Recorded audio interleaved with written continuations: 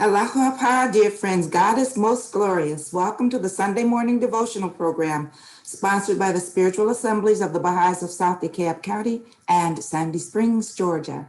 So wonderful to have all of you with us today. You know, across the globe, the teachings of the Baha'i faith brought to us more than 150 years ago by His Holiness Baha'u'llah, its founder, and whose name in Arabic means the glory of God. His teachings have inspired and continue to inspire individuals and communities as they strive to improve their own lives and contribute to the advancement of civilization.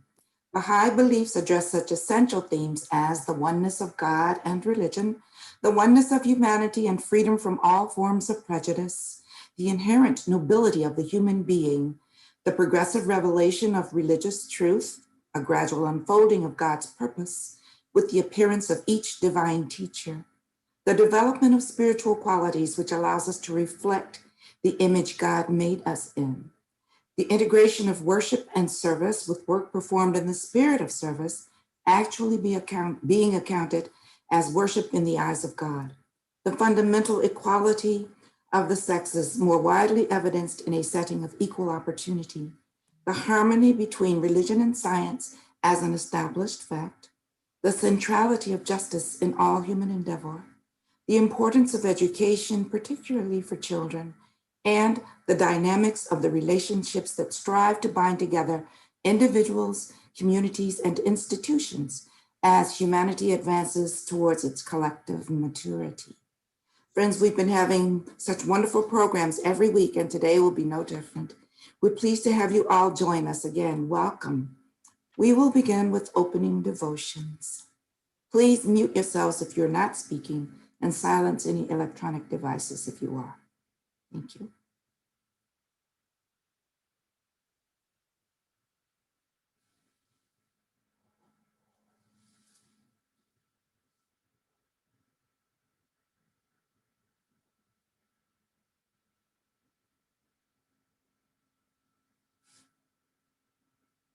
Kathy?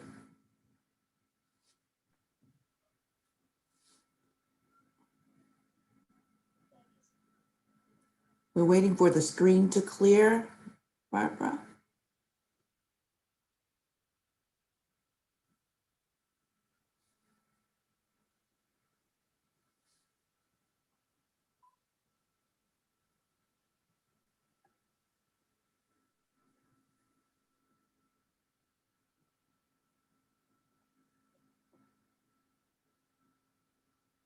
Say, God sufficeth all things above all things, and nothing in the heavens or in the earth but God sufficeth.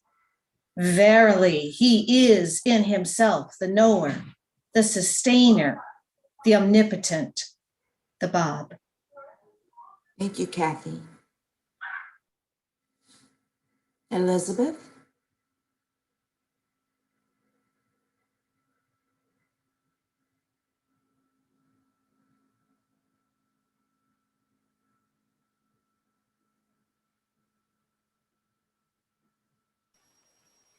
O Lord, unto thee I repair for refuge, and toward all thy signs I set my heart. O Lord, whether traveling or at home, and in my occupation or in my work, I place my whole trust in thee. Grant me then thy sufficing help, so as to make me independent of all things, O thou who art unsurpassed in thy mercy. Bestow upon me my portion, O Lord, as thou pleaseth, and cause me to be satisfied with whatsoever thou hast ordained for me. Thine is the absolute authority to command. The Bab. Thank you, Elizabeth. Dorothy?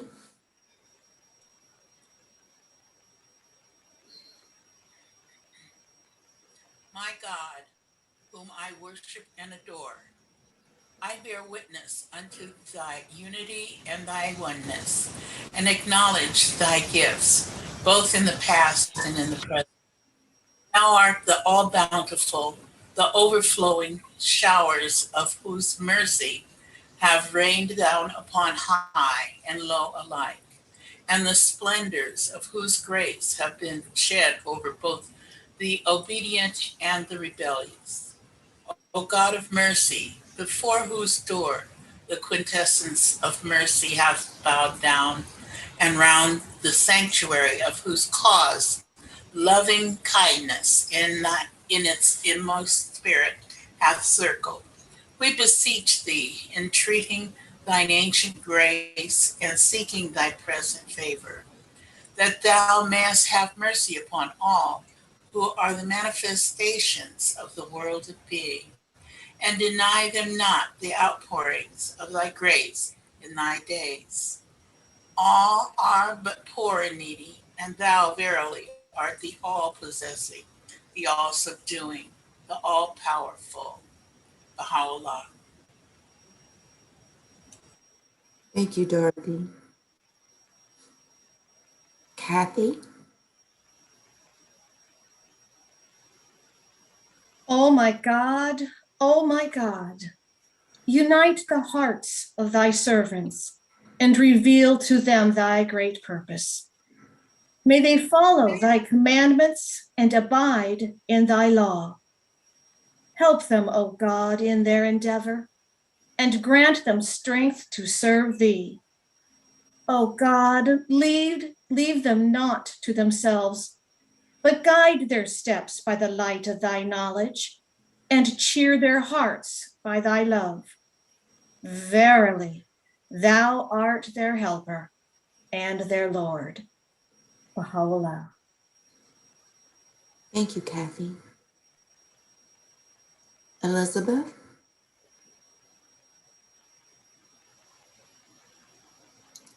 O my God, O my God, thou seest me in my lowliness and weakness, occupied with the greatest undertaking, determined to raise thy word among the masses and to spread thy teachings among the peoples. How can I succeed unless thou assist me with the breath of the Holy Spirit? Help me to triumph by the host of thy glorious kingdom, and shower upon me thy confirmations, which alone can change a gnat into an eagle, a drop of water into rivers and seas, and an atom into lights and suns. O my Lord, assist me with thy triumphant and effective might, so that my tongue may utter thy praises and attributes among all people, and my soul overflow with the wine of thy love and knowledge. Thou art the omnipotent, and the doer of whatsoever thou willest. Abdul Baha. Thank you, Elizabeth. Dorothy?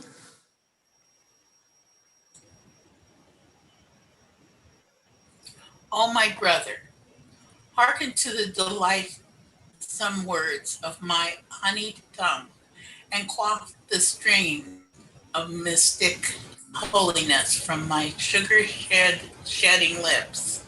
Sow the seeds of my divine wisdom in the pure soil of thy heart, and water them with the water of certitude, that the hyacinth of my knot fresh and green in the sacred city of thy heart. Baha'u'llah. Thank you, Dorothy. Kathy?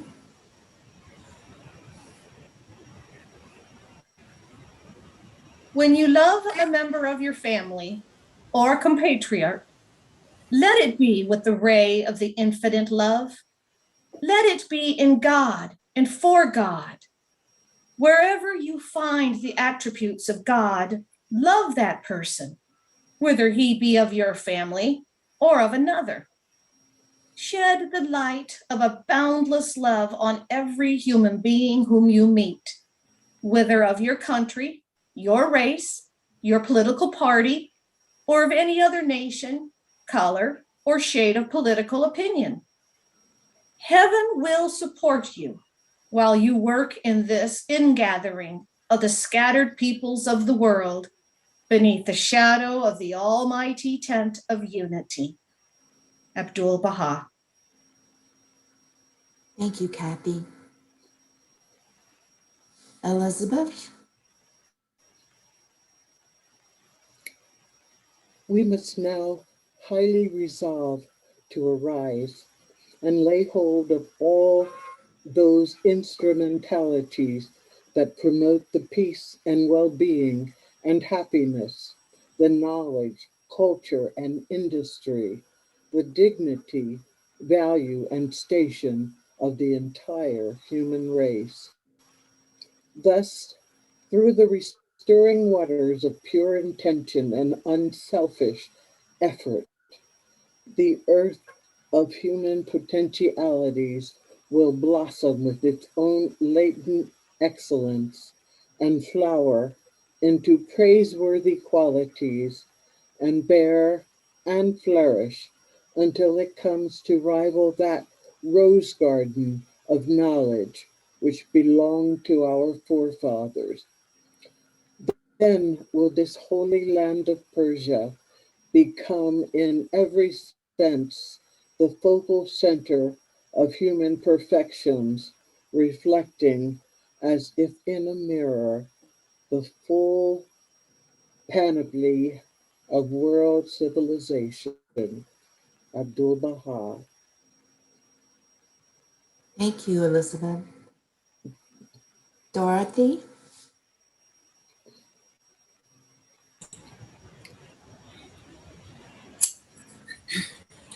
The creative energies mysteriously generated by the first stirrings of the embryonic world order of Baha'u'llah have, as soon as released within a nation destined to become its cradle and champion, endowed that nation with the worthiness and invested it with the powers and capabilities and equipped it spiritually to play the part of foreshadowed in those prophetic words. The potencies which this God given mission has infused into its people are, on the one hand, beginning to be manifested through the conscious efforts and the nationwide accomplishments in both the teaching and administrative spheres of Baha'i activity, of the organized community of the followers of Baha'u'llah in the North American continent.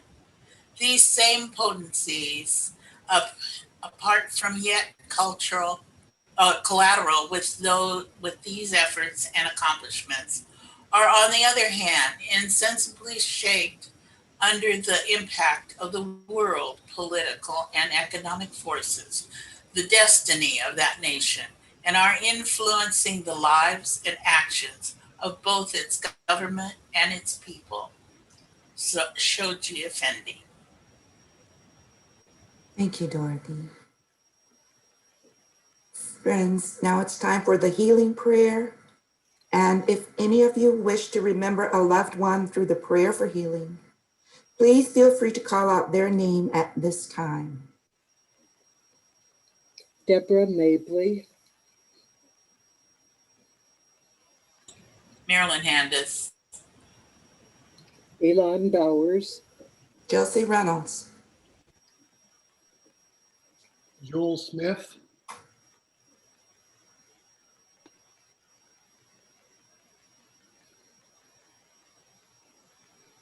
Lillian Siegel,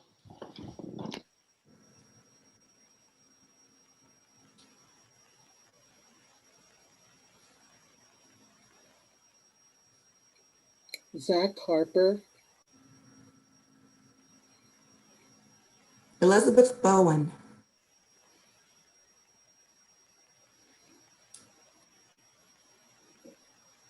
John Joyce,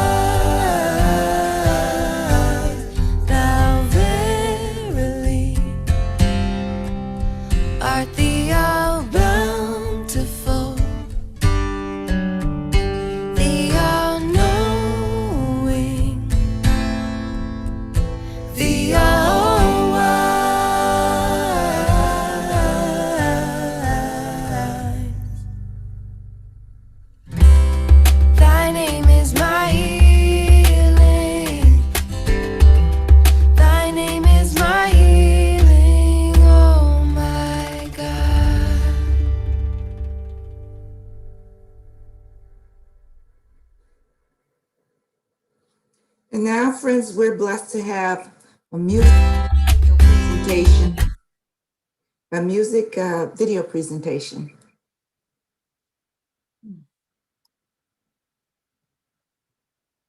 Here you are.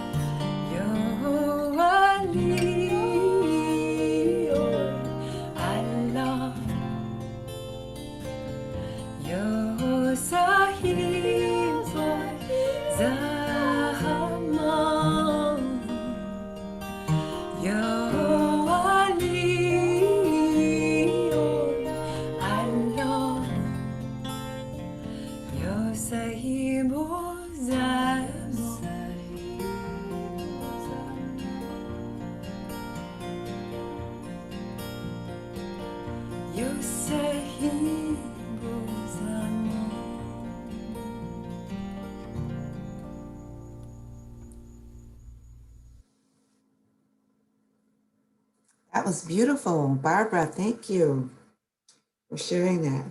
Okay, friends, every week we're blessed to have a guest presenter to come and share with us their insights on a particular topic. This week, we're pleased to have with us Jeff and Sarah Strife. The Strifes will be speaking on reflections on race, connecting the Bible, science, and global perspectives. Would either of you or both of you care to share a little bit about yourselves, that what you want the community to know about you before you speak on your topic? Thank you, Hermione. Happy to see everybody today. And happy to be back in the groove with South DeKalb. For 19 years, we live very close to that Unity Center right behind you, and we're privileged to serve the community there. And then we were off to China, and then back again and off to Dalton, Georgia, where we've been for the last almost 5 years, which is hard to believe. So Jeff and I are happy to be invited here today, and we'll have to say that together we're hopefully going to combine the head and the heart. Mr. Professor here, my husband Jeff Strife has some important ideas to share that he's been pursuing lately. And then myself, I can share some of our experiences that we've had here in Dalton, working towards racial healing in ourselves and others. So Jeff will start off, and then I'll wrap things up. Good morning, everybody. We're happy, and I should say very humbled, because this is the issue of race is the most challenging issue. And some of the perspectives that and information we have, and particularly the video we have to share, is very powerful in conveying that one of the reasons why it's the most challenging issue. We have historically been enjoined in scriptures to be united. So I wanted to start with a few Bible quotes that reference the importance of unity. And let's see if I can, here we go.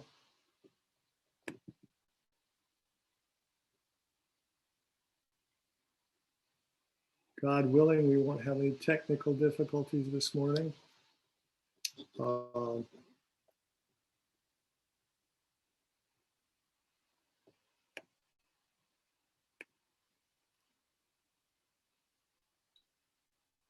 Here we go. Taking a little longer to load. Can you all see that? The quote? You can, okay. And actually, it is not the correct one. Let me try again.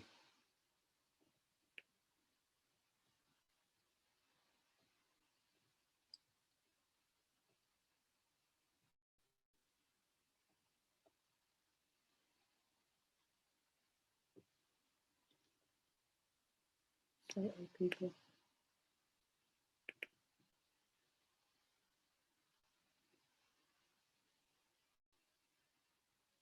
No, both of the quotes. Wow. Keychain. Both of the quotes, for example. I pulled up some Baha'i quotes, but I'm not able to, for some reason. Let me try one more time.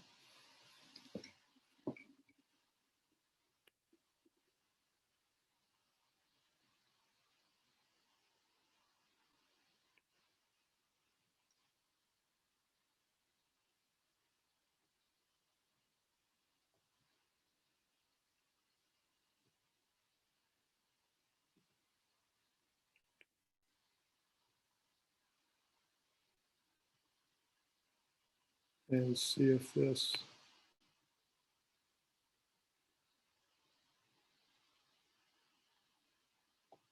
and no, it is not.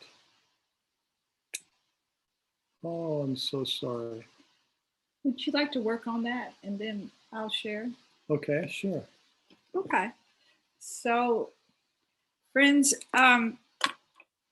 we didn't just fall in a hole and go away. We've been adjusting to a whole different community life than we had experienced lately here in a small town in Northwest Georgia, Dalton. And in the process, we have made so many new friends and really gotten to understand the politics actually and the heart of the people here and why they do and say what they do. Well, where's this coming from? So, and of course we educate ourselves. We read as much of the Baha'i writings as we can, and we even with the friends here and have meaningful conversations with so many people here. And recently we were at the Methodist Church, the first United Methodist Church here in Dalton, where Jeff attends the Sunday school, adult Sunday school class every Sunday morning. And they call themselves like they're the renegades because they pick their own curriculum. And Jeff has given many presentations directly about the Baha'i faith, and subjects related to that has been well received. So when we were invited by one of our NAACP fellow officers to go to a nighttime meeting there, that one of the past presidents was asked to give a presentation. And he talked a lot about a book called, can you see it? Divided by Faith. And we hadn't heard of this book before. And I must say he was challenged there. They were mostly whites, very few blacks were present, and they were like either his family or NAACP members. So he was challenged even to the point where one white man was like, well, I know your history. I don't need to read about it. He kept saying, you don't know my history. And so in the process, he shared this book called Divided by Faith, and that it's scholarly research. And the way he came upon it was he was studying to be a minister. So it was one of his textbooks. And so basically, I've learned a lot from it. And here's what the book is about. It says, through a nationwide telephone survey of 2,000 people, I'm just giving you background because I think it was well researched. It's scholarly research on race in America and why Black and white churches still exist in America today. So through this telephone survey and an additional 200 face-to-face interviews, Michael Emerson and Christian Smith probed the grassroots of white evangelical America. They found that despite recent efforts by the movement's leaders to address the problem of racial discrimination, evangelicals themselves seem to be preserving America's racial chasm. So that's quite a stark statement. And he goes on to catalog all of these and do scholarly research and charts and analysis. And he presents the reality of race in the churches in America in a very scholarly way. And this was written in the year 2000. I'm like, oh my gosh, it's so pertinent for today. Why didn't I ever know about this? And even the terms he uses are now becoming mainstream, because when he says racialized society, to me, in my progress in working towards race amity, the words racialized society is kind of new on the scene for me. So a quote is, in fact, the racialized society is reproduced in everyday actions and decisions. These are seen, as in past eras, as normal and acceptable, at least by white Americans. As one example, although many Americans believe residential segregation by force of law is wrong, the Jim Crow method, they accept residential segregation by choice, the post-civil rights method. The methods differ, but the results, reproducing racialization, are the same. Choice and freedom are two of the dominant American values that today maintain the racialized society. Contemporaries may view these values as the as the realization of America's destiny, but these values are at the same time now essential tools in dividing people along socially constructed racial lines. So as you can tell, it's a wonderful book to dig into and really start to understand what's really going on in America. Then what can we do about this? So if I can now, I will try again to share. Now these quotes have been in the Bible, and of course they're about unity, and I mean, you'll see how strong the emphasis is. One God and Father of all, who is over all and through all and in all. If one part suffers, every part suffers with it. If one part is honored, every part rejoices.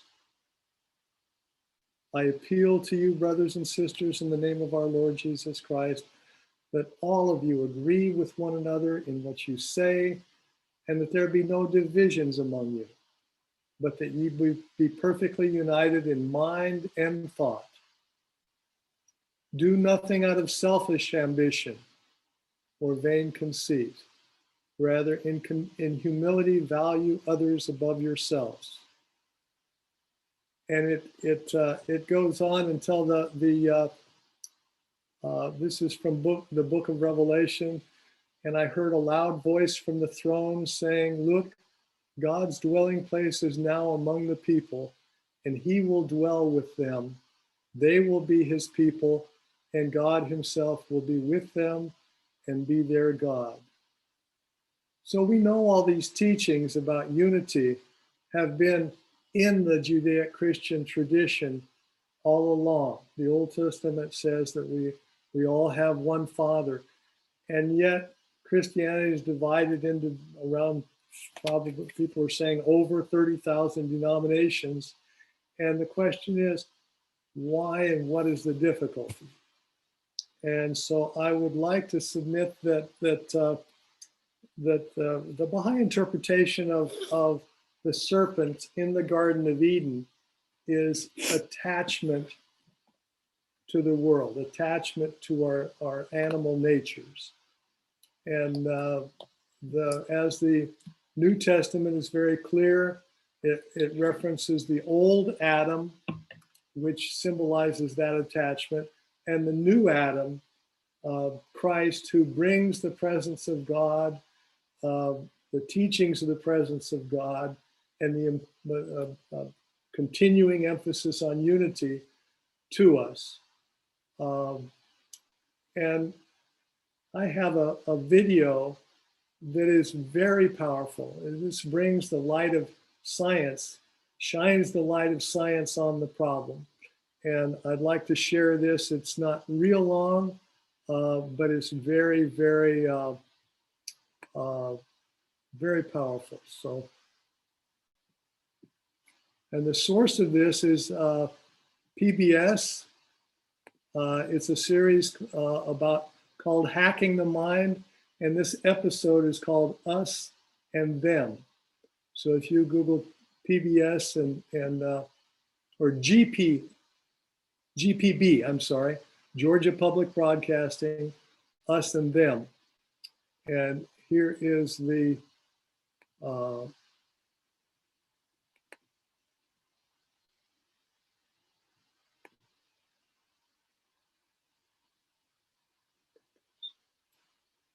I hope this is working.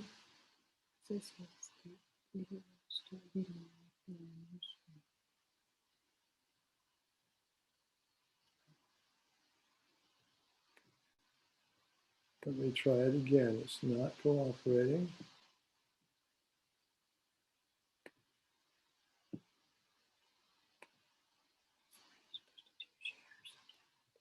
Oh, I'm sorry.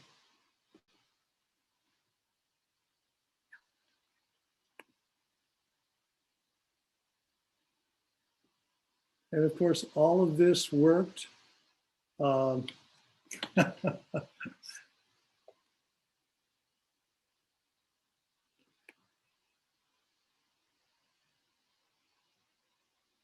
of this worked before the program. We ran through it.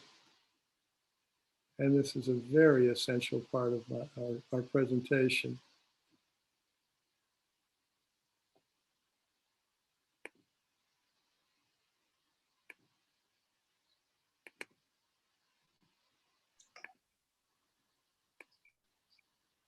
Remember, Jeff, you had to stop screen sharing and then,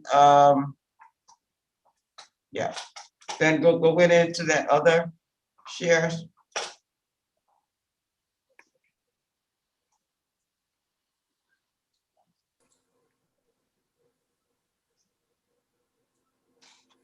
Okay, for some reason, okay. Let me try one more different thing. Did you already have it ready to play before you went into screen sharing? Had it all ready to play. And all you have to do is press the button Right. before screen sharing.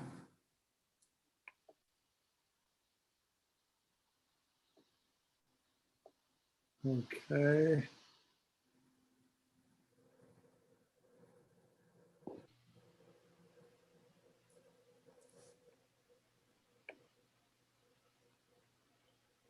If you could send the link, Jeff, I'd be happy to try and pull it up on my computer because I had no trouble screen sharing with last week. So. Okay.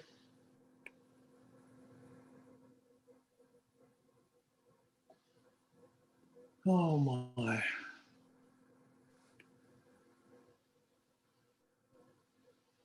Okay. What is it doing when you're trying to screen share from the screen share screen? When I try to screen, Do you see your video on the screen share screen? it is getting me better. Can you see that now? It just says that Can you? you're sharing, but it doesn't show what you are sharing. Did you, so you see it when you hit screen share, you see your video. I can see it now, and I There have it to is. start. There it You is. see it? Press Yeah. play. Okay, great. And play.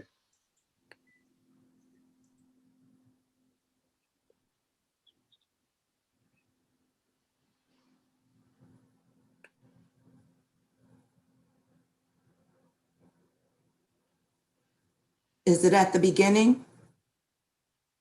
No, it's not supposed to be at the beginning. Okay, all right. And I'm in the direct line of sight with the mesh router, so it should be sharing.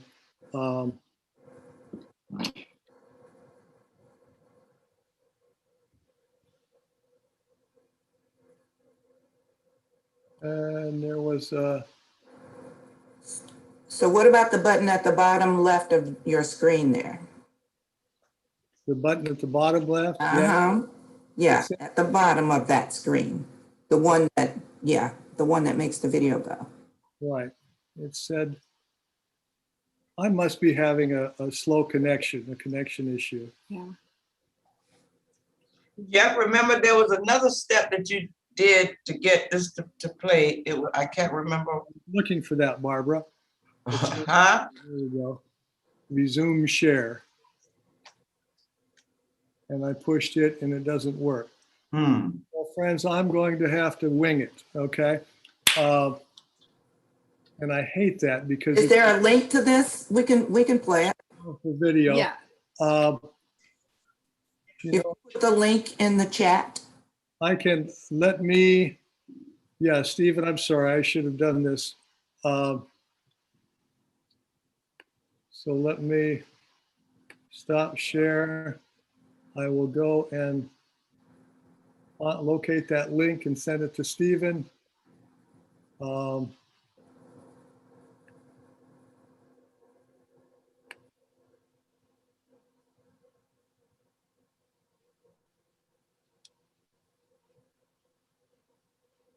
my, now I don't see it. I'm gonna have to just Okay, freestyle, Jeff. freestyle, but that's okay. That's okay. Let me take one more shot and see if I. What is this name of this video? I can search it on YouTube. Us and Them, GPB, Georgia Public Broadcasting, Us and Them. Okay. Okay, so I'm terribly sorry, friends. It is it's a psychologist who's doing a study, and in the study, he asked children, or a child, two different children to choose whether they want to wear a green shirt or an orange shirt. They make their selection, and then he shows them some pictures. For example, there's a person on the ground, one of the children in one of the colored shirts, on the ground in front of a swing, and the other person is standing behind them.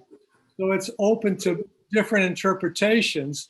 But when the children identify themselves as green or orange, then they assume a position of otherness.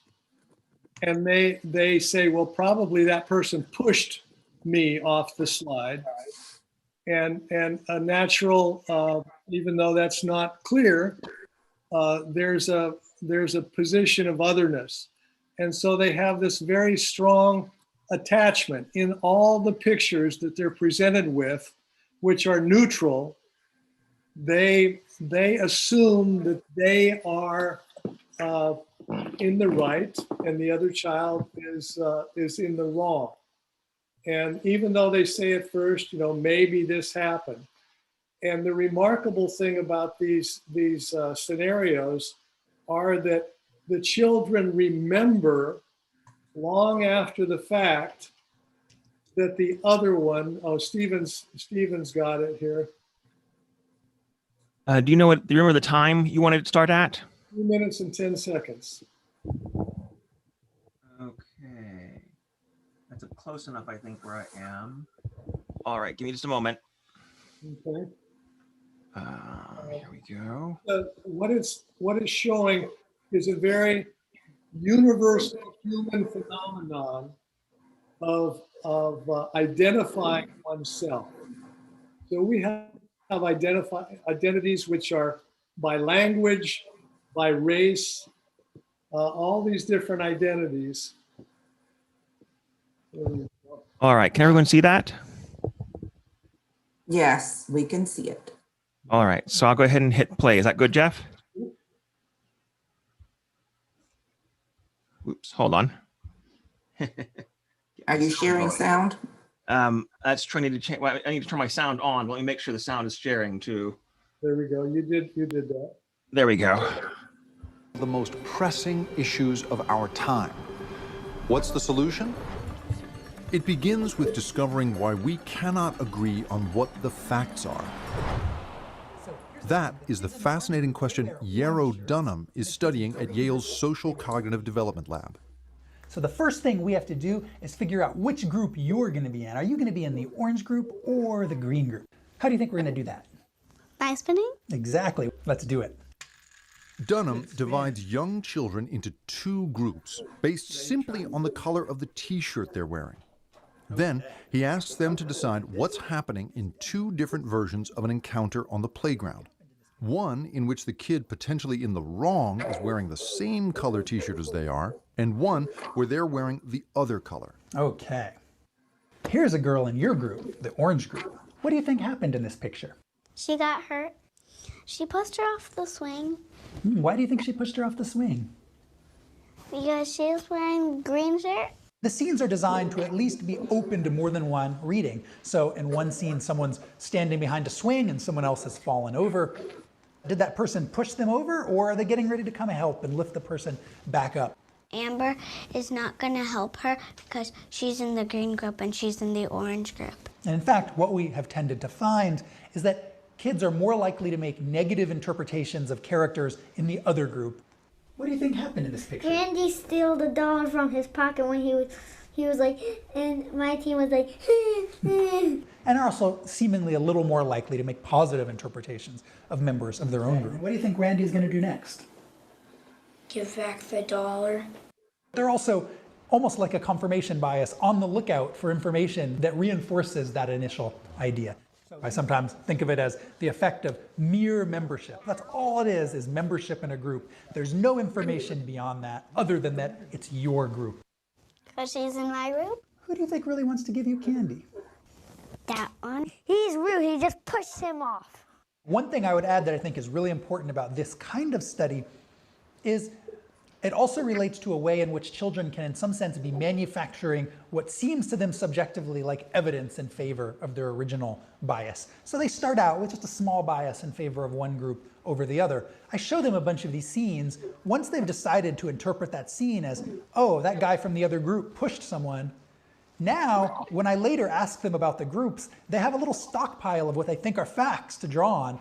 Oh, well, members of that group are just mean. They're pushing people over all the time, right? They're stealing people's money. So now they have essentially evidence in favor of their bias, and you can imagine this now leading them to think even more that that initial bias is justified. So their brain is using the information at hand, treating it as fact, but really just constructing something to support their bias. Exactly. And I would assume that over time, right, as the years go on and we become adults, that's right, you do that enough times and it begins to really feel like the truth. I think you have to think about it essentially iterated over hundreds of experiences across our life, right?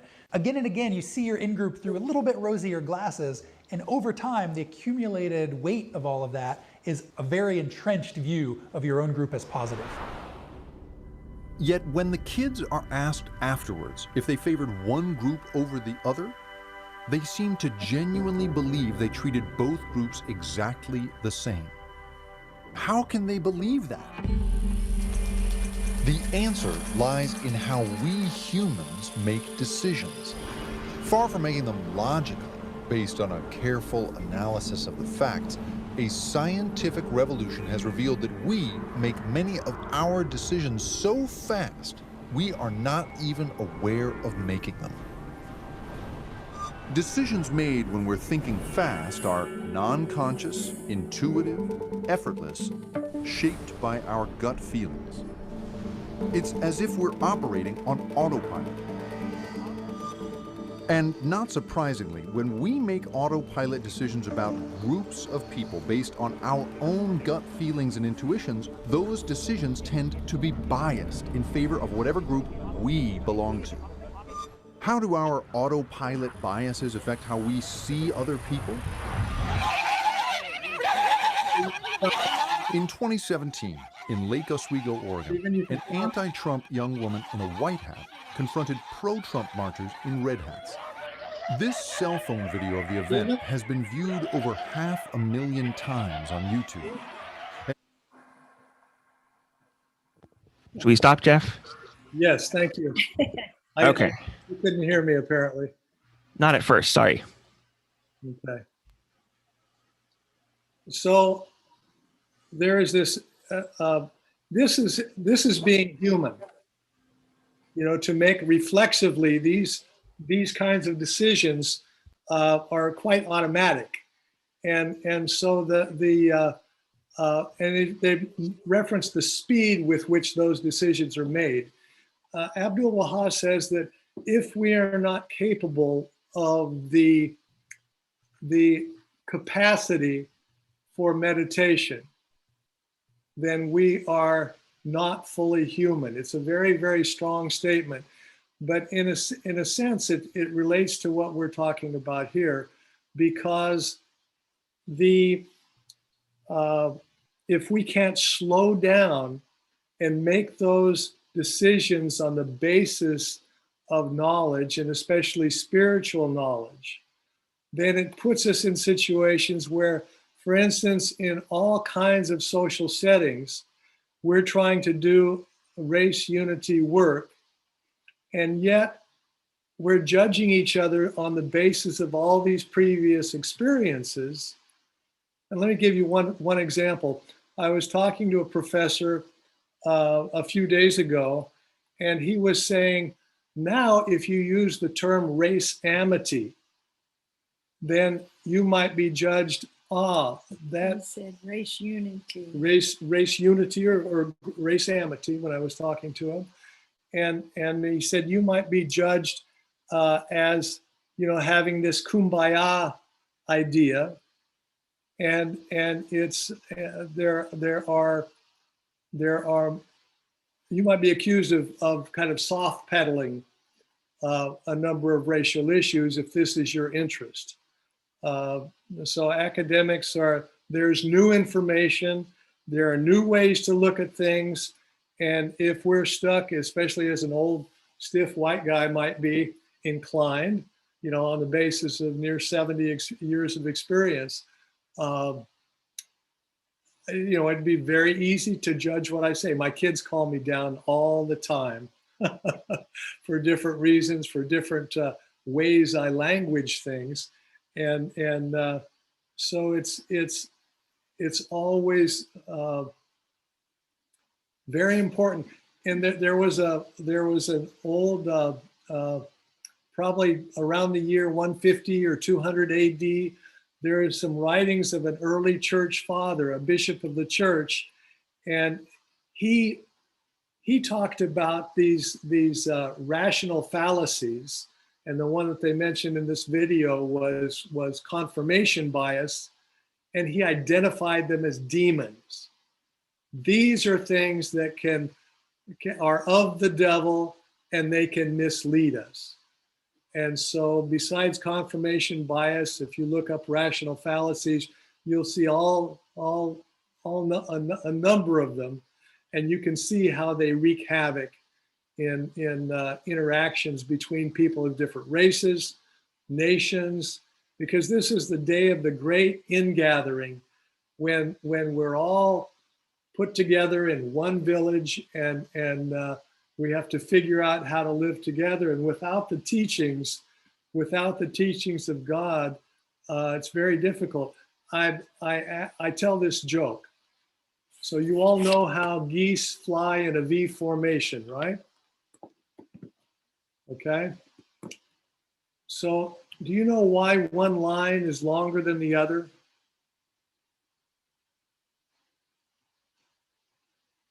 Why is one line longer than the other? Any ideas? Anybody? I don't see anything on the chat. Well, the reason is because there are more birds on that side. So everybody tends to overthink it. Everybody tends to overthink that. And the other question I ask, if I happen to be talking to a minister, I might ask them, now you have to use the same simple understanding to answer this question. Don't overthink it. How does God make his will known to humanity? And people say, well, through the Holy Spirit or through inspiration or through Jesus. Yeah, but before Jesus, and to all of humanity, not just individuals. And the answer is, he sends his prophets and messengers. And so through his messengers, he gives us these teachings. And this is a very, very central, and it's difficult because people have this, as the psychologist or as the commentator said, they have this storehouse of all these decisions that they've ever made. And these things blind us to new information, to new knowledge. I've really got only, well, I'm past time now, I think. Hermione, how are we doing for time? You have at least 10 or 12 more minutes. Oh, wonderful, wonderful. So there are some beautiful, let me screen share here. Wow.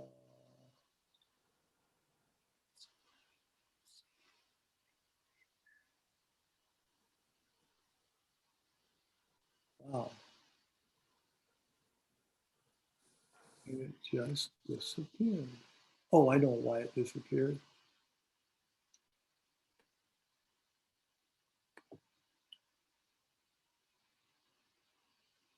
That just show up right now.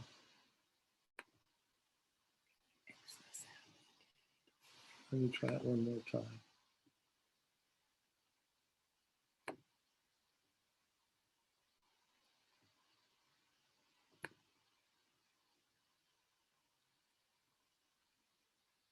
There we go.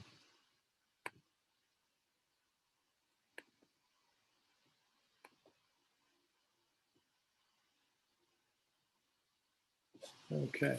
This is, can everybody see that? Okay.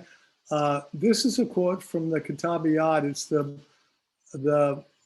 will and testament of Baha'u'llah, the book of his covenant. And I'll let Stephen, would you like to read this? All right. Where do you want me to stop? At the bottom of the quote. It's not terrible. Oh, that's all? Okay. Today, it behoveth one and all to forego the mention of all else and to disregard all things. Let their speaking, let their inner state be summed up thus. Keep all my words of prayer and praise confined to one refrain. Make all my life but servitude to thee. That is, let them concentrate all their thoughts, all their words, on teaching the cause of God and spreading the faith of God, and inspiring all to characterize themselves with the characteristics of God, on loving mankind, on being pure and holy in all things, and spotless in their public and private life, on being upright and detached, and fervent and afire. All is to be yielded up, save only the remembrance of God. All is to be dispraised, except his praise. Today, to this melody of the company on high, the world will leap and dance. Glory be to my Lord, the all-glorious. But know ye this, save for this song of God, no song will stir the world, and save for this nightingale cry of truth from the garden of God, no melody will lure away the heart. Whence cometh this singer who speaketh? Oops, it jumped. I'm sorry. Okay. Whence cometh this singer who speaketh the beloved's name? Say, O servants, let not the means of order be made the cause of confusion, and the instrument of union as the occasion for discord. We fain would hope that the people of Baha may be guided by the blessed words, say, all things are of God. This exalted utterance is like unto water for quenching the fire of hate and enmity, which smoldereth within the hearts and breasts of men. By this single utterance, contending peoples and kindreds will attain the light of true unity. Verily, he speaketh the truth and leadeth the way. He is the all-powerful, the exalted, the gracious.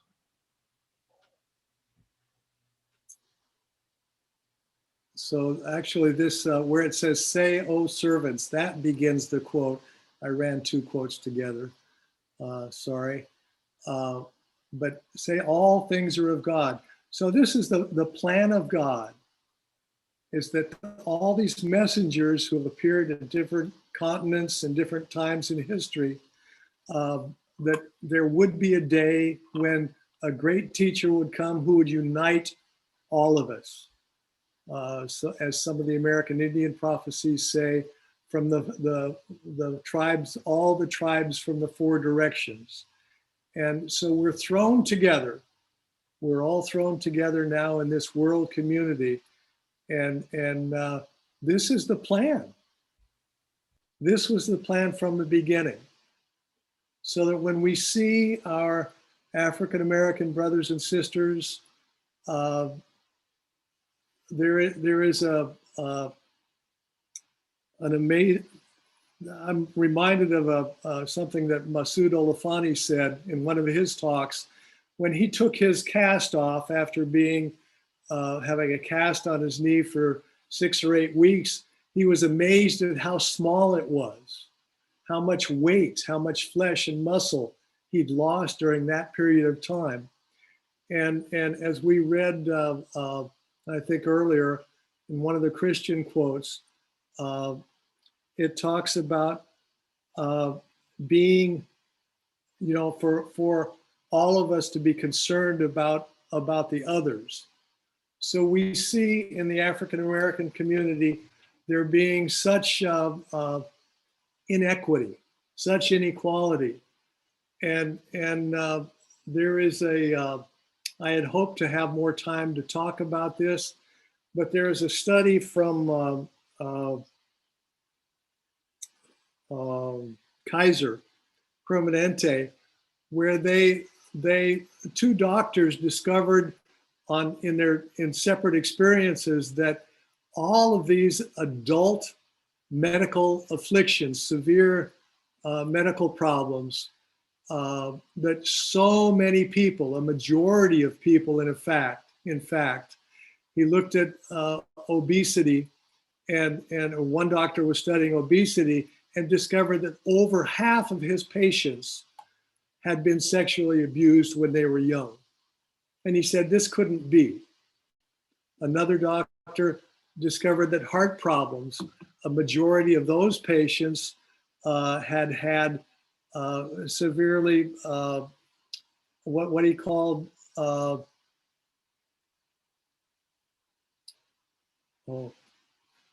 adverse childhood experiences. And so in studying this, they did some larger research to see if there was, what this all meant. And they found out that taking different things like physical abuse, emotional abuse, sexual abuse, parents who had been incarcerated, who had substance abuse problems, and all these other adverse childhood experiences, then they were much, much more likely, if they experienced violence or any aspect of violence when they were young, they were much more likely to have serious medical problems later in life. And in fact, if they had multiple, if they'd experienced multiple adverse childhood reactions, then there were they have actual research about, for each one of these adverse childhood experiences, it actually took a certain amount of time off of your life.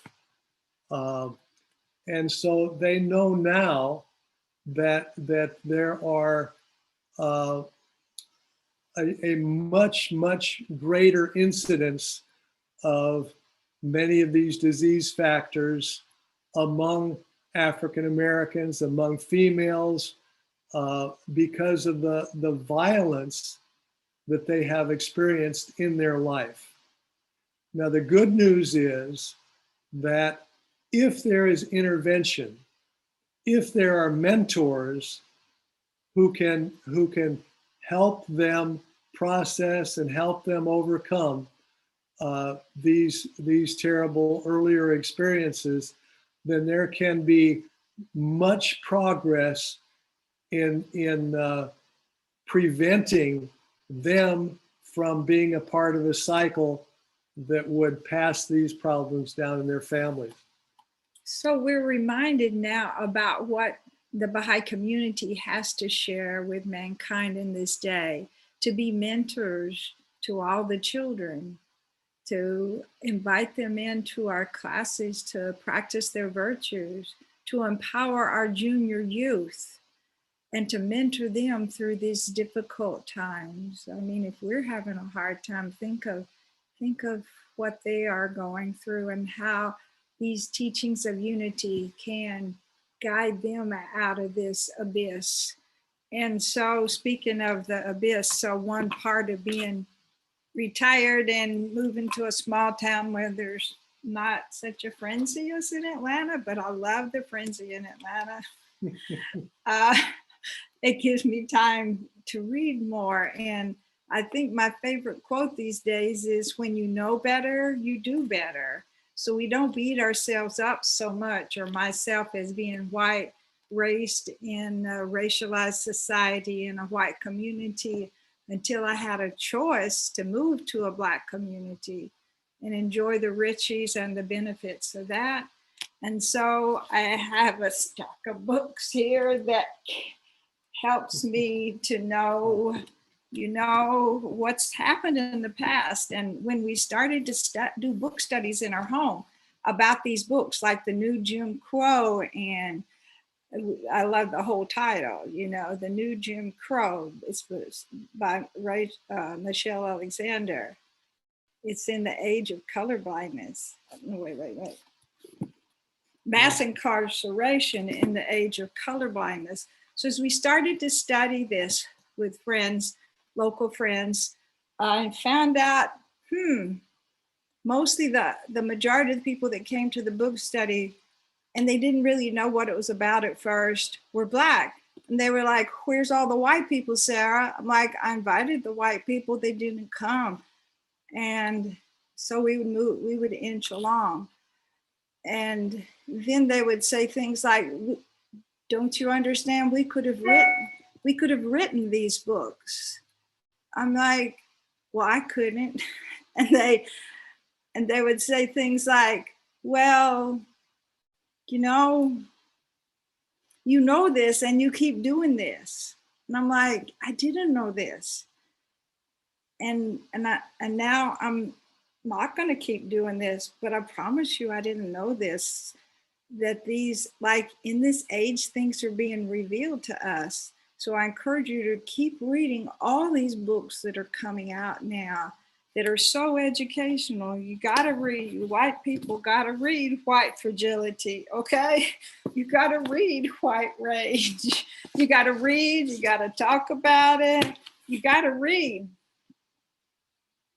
Post-Traumatic Slave Syndrome. You got to read Slavery by Another Name. I mean, it's the reality now, and this reality is being revealed to us by these dear scholarly people that really sacrifice a lot. And then behind me in the bookcase are lots of Baha'i books, and this sustains me, the power of unity. I can always go back to this, and I'm lost. There's so much. Abdul-Baha and Baha'u'llah encourage science and the advance of knowledge. And there's so much information. When we try to talk to white friends and they say, well, they can, African Americans can just pick themselves up by their own bootstraps. And Martin Luther King said, well, what if they don't have bootstraps? And I think some of this information about adverse childhood reactions and how it affects, just a lot of very new knowledge about how the disparities that were created by COVID and how much more suicide, how much more depression across the board, but specifically among African Americans. And even though there have been advances in educational levels for all races, it's still less in Hispanics and a little bit less in African Americans. But these cumulative advances, whites are they're always in the highest in terms of education, and even though African Americans are making great strides, we're still relatively not keeping up. Those advances are not keeping up. So the more you arm yourself with new knowledge, recent knowledge, and I wish that there are groups that of academics that are studying and talking about things that I wish we had. I wish we were all flies on the wall of some of these study groups. There's a lot to learn. There's a lot. Friends, are you able to wrap it up now? It is 12:22, and we do want to allow for a few questions and comments if Yes. you So, don't mind. friends, I am reminded of a letter which quoted Shoghi Effendi talking about the pitfalls ahead. And so we know there are pitfalls, but I like to think of that as falling into a pit. So then I'm going to use that kind of analogy. And when I fall into a pit, whatever that might be, along this thorny path, we are told that it's a thorny path with pitfalls. If you will reach in and give me a hand, then we won't be in a pitfall anymore. I won't. We'll be walking side by side, hand in hand, on the road of unity. Pull each other out. This quote is I'll close with this quote. The beings, whether great or small, are connected with one another by the perfect wisdom of God and affect and influence one another. If it were not so, in the universal system and the general management of existence, there would be disorder and imperfections.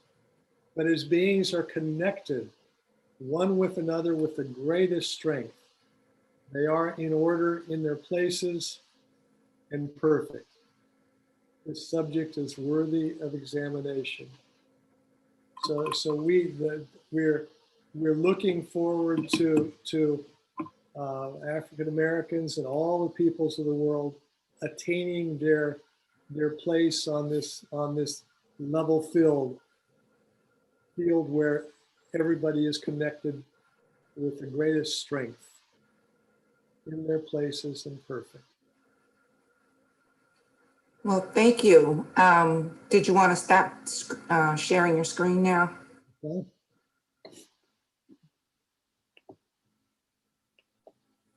And Stephen had a question. He wanted to know where that quote came from. Uh-oh. Uh-oh. Stephen, your daughter's not old enough to remind you constantly. All you have to do is Google it. I don't have the reference But we can get it to you. handy, but we can get it to you, yes. Or you can Google it. Well, thank you, Jeff and Sarah. That was a really enlightening presentation that you gave, despite the technical difficulties that we had. It still came out pretty much, I'm guessing, the way you wanted. Does anyone have any comments or questions for Jeff and Sarah about their topic this morning? Anything from the Bible, Baha'i writings, the video?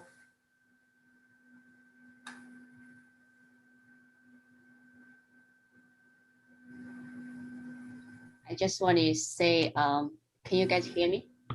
Yes. I just want to thank Sarah and Jeff for such a powerful and a touching talk. I think we it's interesting. I've been attending several conferences nowadays. Go to the American Educational Conference, Psychological Conference. I realize no matter where I go, we're talking about the same thing, the inequality. It's obviously a very, very tough situation, you know, for very important topic for us right now. I just want to say, like, I think Sarah and Jeff have been a wonderful role model in this regard. It's just do our best in our daily, you know, events or activities, and with love, you know, in your heart. So thank you both. Truly, you've been my inspiration for 20 years. So yeah, I desire to aspire to be someone like you all, and try to make a little difference. I think if anybody will all care. Another thing I want to quickly share, because my husband Stephen, I mean, you know, we are kind of a cross-racial marriage. I started to realize that once you really get to know a person, you stop to thinking their skin color. Like my parents, you know, here, like Sarah and Jeff, I don't feel like when I'm interacting with you guys, I don't feel like, oh, I'm Asian or you guys are white. So I think maybe have this kind of conversation activity, just have different race, just do things together, get to know each other, and then they know every person from the deep level, not from the superficial level. So yeah, so thank you both very much. That's all I want to share. Great, thank you, Dantine. Any other? Yeah, I would just like to say, what a great display of unity. You know, when the difficulties was happening, everybody just jumped in and offered their assistance everywhere. So talk about unity, there it was in practice. And also, I did not know Sarah and Jeff had that many book clubs going on. I would love to join in on some of them. Would be fantastic. You're signed up. Okay.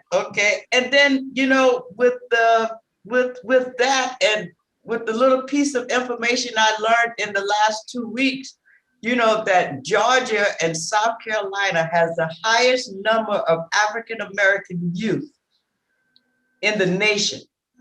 Wow. You know, and I don't know how that what the numbers look like for other minority groups or adults, you know, African Americans, but you know, we have really got to bring our youth mindset. We gotta widen that, you know, and I think that's where the growth begins, with the young, you know.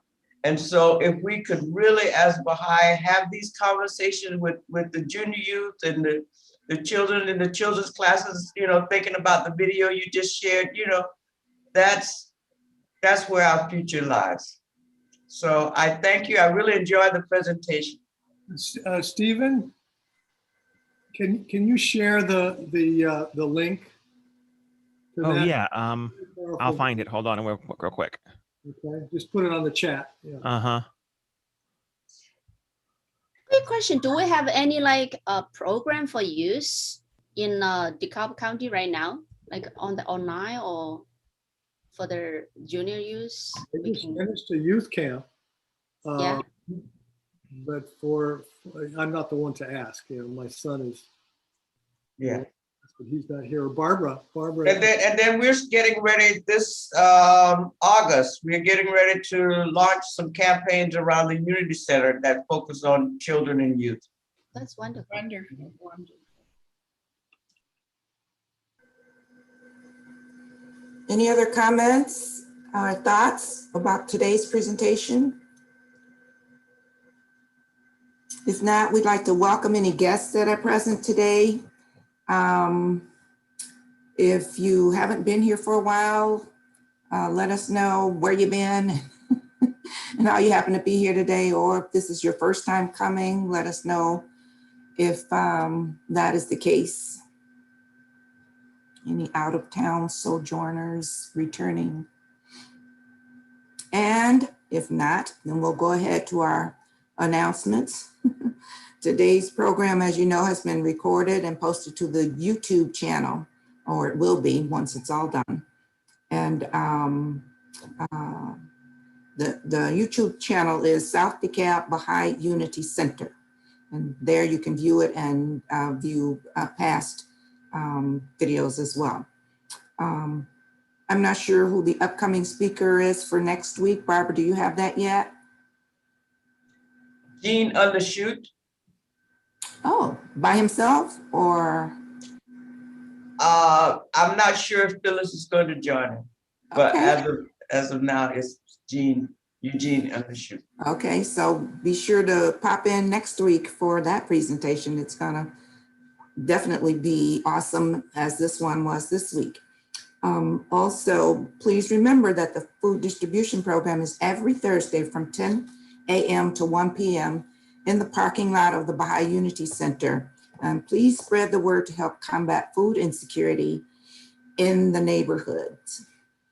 And for members of the Baha'i faith, you're warmly encouraged to make a financial contribution to the South DeKalb Baha'i Fund, the Sandy Springs Baha'i Fund, and or the National Baha'i Fund through the online contribution system, OCS. Or you can mail a check to the Baha'i Unity Center at 2370 Wesley Chapel Road, Decatur, Georgia, 335. And many thanks to everybody who worked together today, literally today, to make today's program possible. Our speaker, our volunteer readers, Barbara Hennix, who keeps us moving forward, the spiritual assemblies of the Baha'is of South DeKalb and Sandy Springs. And thanks to all of you for sharing your day with us. I'm Hermione Pickens. It's been a pleasure. Until next time, stay safe and well. We will end now with a closing prayer for the departed. Let's see. I do have that up. I had it up.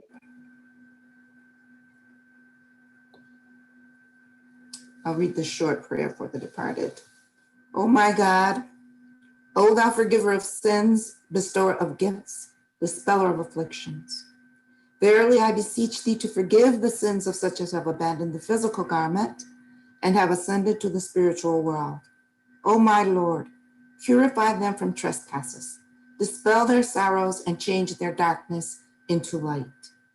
Cause them to enter the garden of happiness, cleanse them with the most pure water, and grant them to behold thy splendors on the loftiest mount. Atul Baha. Thank you, friends, so much for coming, being with us today. Until next time. Allah. Thank you.